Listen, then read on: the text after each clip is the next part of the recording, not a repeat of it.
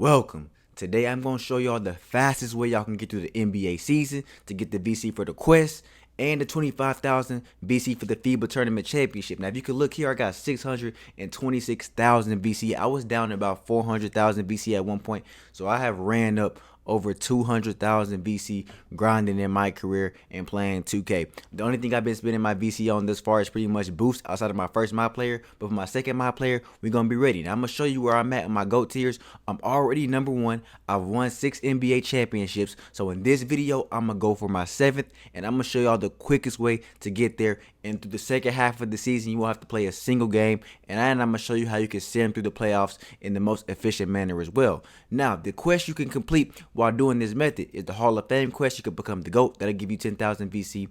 Now, if you become the #1 dynasty, you'll unlock the Top of the Mountain quest and get the VC. That's 10,000 for that. And you'll complete the Hall of Fame quest if you're already the GOAT as well, if you get the #1 dynasty. So they'll give you additional 10,000 for that. I'm already the GOAT, so I already have 10,000. So that's 30,000 VC total on top of playing the games. And in addition to that, at the end of your 3rd season, and I believe at the end of your 7th season, which I'm in now, you'll get the FIBA tournament again. But the very first thing you want to do when you load up into your season is select the NBA Cup champion. This is the path you want to go on for your personal goals. This will make it where you can set it up to where you don't have to play any games in the second half of your season. Now, after you select the NBA Cup champion as your personal goals, you want to be sure to put the game on rookie. Putting the game on rookie will allow you to go up easily by 25 or more and be able to ask to sim out with VC at the beginning of halftime, and as well as get you some easy stats so that when you do play your first game, you can put your numbers up and hopefully win MVP. Now, some additional things you can do is change your commentary to Chinese or Spanish and cut off the action replays, the highlight camera cuts, and all the other replays so that you can quickly get through the games without watching all those replays. Now, once you change your commentary, that will allow you to skip the halftime show with Shaq and Kenny and Ernie. Now, I do want to show you my team. As far as you can see, I got myself, I got Victor Wembanyama, I got Rasheed Waltz, he's a 95 overall, I got Tyler Bowen, he's a 90, and I did this by going to career features and requesting players to be traded to my team, because as you know, I'm on the Lakers, and in LeBron's second season, he retired. Well, in my second season, LeBron retired. So you have to build up the roster and make sure you can compete. Now, the first thing I recommend you do in your first game. Now, I'm already 6-2, but in your first game, what you want to do is I recommend playing it out and going absolutely crazy. That'll set the tone for your player to play well for the rest of the season, and you know that'll help your case with winning MVP. So go ahead and go crazy, drop like 100 points if you need to, because that way your averages will be super high, because you do want to try to win MVP, and the faster you get started, the better. And then when you do play your key games, you can go crazy in those, and that'll help you boost up your MVP chances as well. So me, what I personally like to do when I get in the game is I try to just run the half-court trap. I trap the defense, and then when I get the ball, I just shoot a lot of threes, a lot of step backs, a lot of in-their-face shots. I have a very high three-pointer, so it's not hard for me to shoot on this difficulty. But we like to trap the defender. They'll pass the ball typically to the open man. And since it's on rookie, even though they're open, they'll miss a lot of shots, and they'll take a lot of bad shots as well. So as you can see there, he throws up some not a good shot. Now, as you can see, I'm coming down the court looking for the three-pointer. I'm pretty much three-point hunt, so I get like 100 points. And you will see I will fast forward to the end of the 4th quarter, so you don't have to really watch all of this gameplay, because it's just a bunch of me spamming threes on the AI, hitting him with a bunch of step backs, behind the backs, a lot of ankle breakers, all that good stuff. And once I get to the 4th quarter, you will see that I have over 100 points with absolute ease. Pretty much it's about doing this the whole game, spamming them, and then as you hit threes throughout the game, the takeover meter goes up and it gets crazy. So I have 107 points, shooting 94% from the 3-point line. So that's absolutely crazy. 110 points to finish the game out. That's gonna set a good tone for you if you start earlier. Like I said, I'm in like my 8th, 9th game of the season. But if you start your very first game of the season by doing this, this will help you out a long way when it comes to getting the MVP. Now, of course, for this, since I played the whole game, I will get VC, and we will focus on moving on to the next game. So the next thing you want to do is only play key games. So you got about 7 key games total, but you only want to make sure you get to the 6th key game. So for every key game up to number 6, what I like to do personally is just go up by 25 points. And then once I go up by 25 points at the beginning of the 3rd quarter, I like to ask to sim out with VC.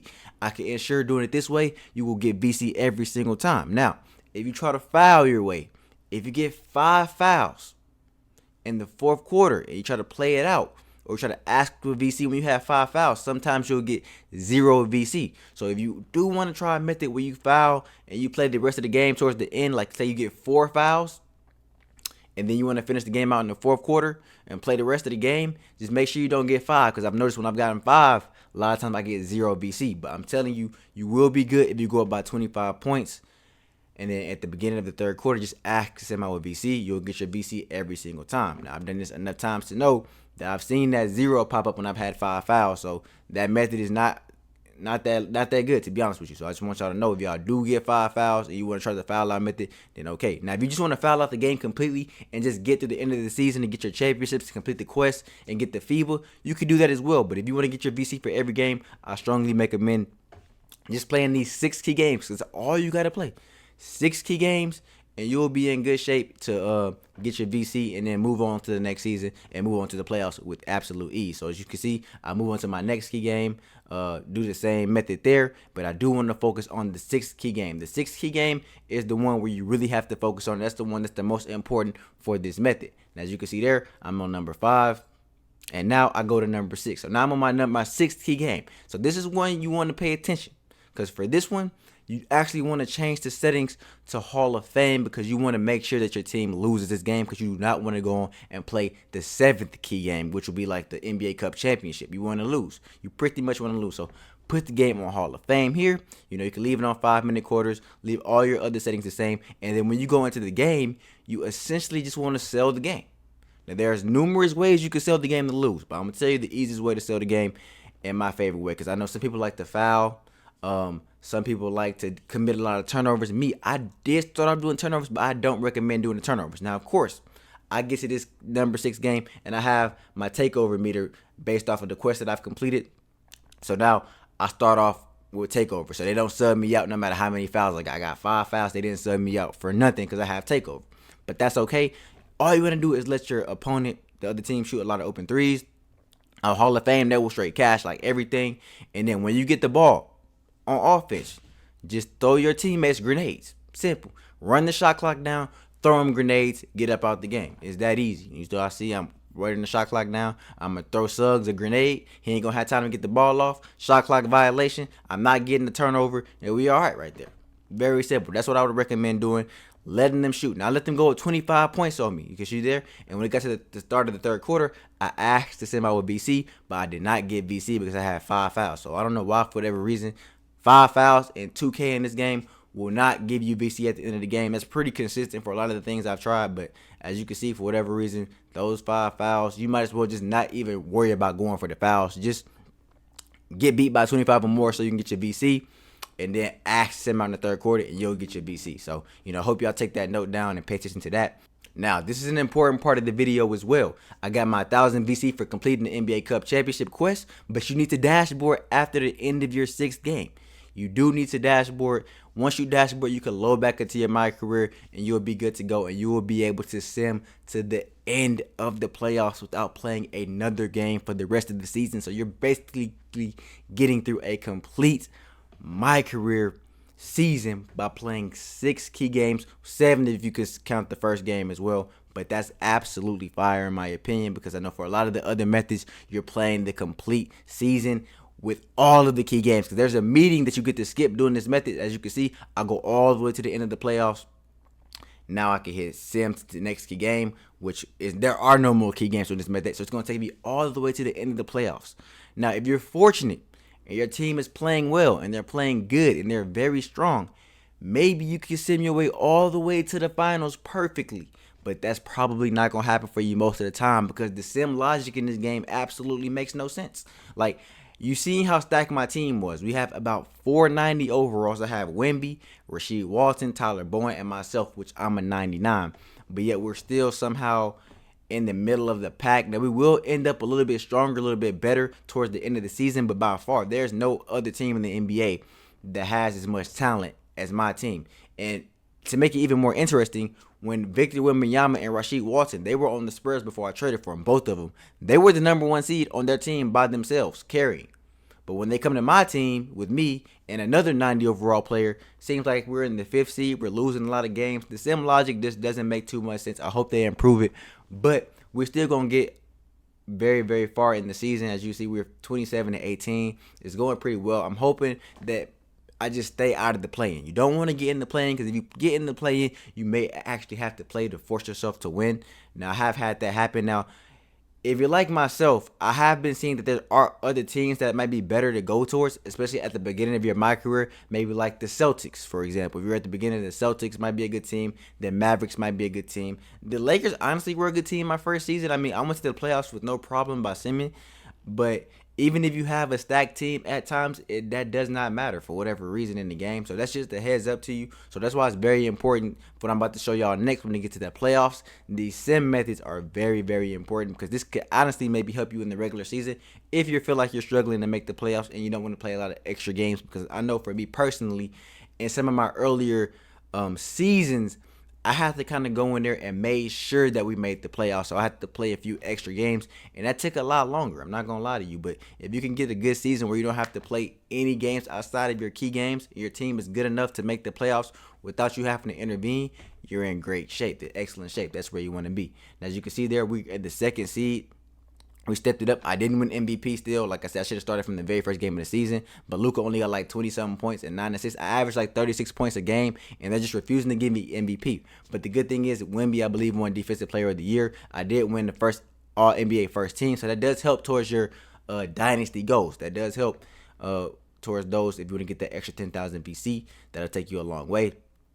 But we are the number 2 seed, so we will go to the playoffs. Now, this is where you want to pay some attention. So I always sim this towards the second game. I don't sim past that, because I want to make sure I have control just in case you start to lose. If you lose 2 games, that's where you got to be very careful. But we win the first game. Let's see. I sim again. We win the second game. So we're in good shape. Look like we're up 2-0. We should go up 3-0, because we are better than this team. They only have 2 90s and an 88, but for some reason, like I said, the sim logic makes no sense with the second seed. We should absolutely probably sweep this team. But on the fourth game, sometimes I like to just kind of go backstage and kind of reset it so that the sim logic can kind of reset itself. So I'm going to sim that game as well. So we're up 3-1. Now we're in good shape. We just need to win one more game and we're okay. So hopefully we can go ahead and get that 4-1. So we gave them a gentleman sweep. That's 4-1. Now we're up against the Warriors. All they have is Zion. And not going to say all they have, because Zion is good and De'Aaron Fox is good as well. But y'all seen my squad. My squad is an absolute powerhouse.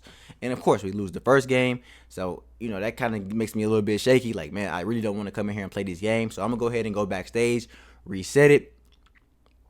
And I'm going to go to the next game. I'm going to sim. Hopefully, I don't lose 2 in a row. Because if you lose 2 in a row, that's too close to being down 3-0. And if you're down 3-0, you're going to have to play 4 games straight to ensure you win. Now, if you're only down 2 games, right, this is what you need to do. You need to go ahead and load up.